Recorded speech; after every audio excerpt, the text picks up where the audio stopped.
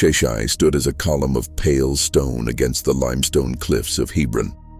His skin was the color of sun-bleached bone, earned from a lineage that traced back to the stars and the dust of the old world. While his brothers were men of iron and clay, Sheshai was the whitish one, a giant who moved with a slow, terrifying grace. He dressed not in furs, but in fine white linen, a noble's shroud that rippled like a sail around his massive limbs as he walked the high battlements of Kirjath Arba. From his vantage point, the world below looked like a collection of miniatures. The cedars of Lebanon were merely shrubs to him, and the walls of the city were but a footstool for his heavy rest. He did not eat the meager grains of common men. He feasted on the strength of the land itself, a living monument to a race that refused to die out. His days were spent in a silent, watchful vigil.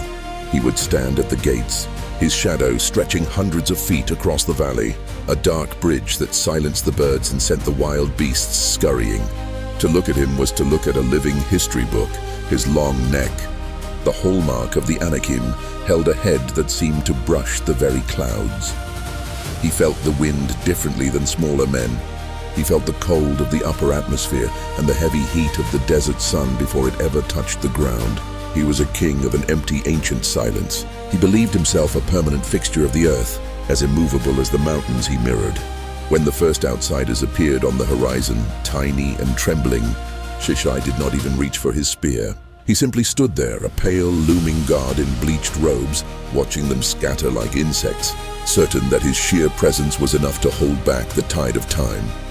He was the last noble of a dying age, a giant who thought he was a mountain until the mountain finally met the storm.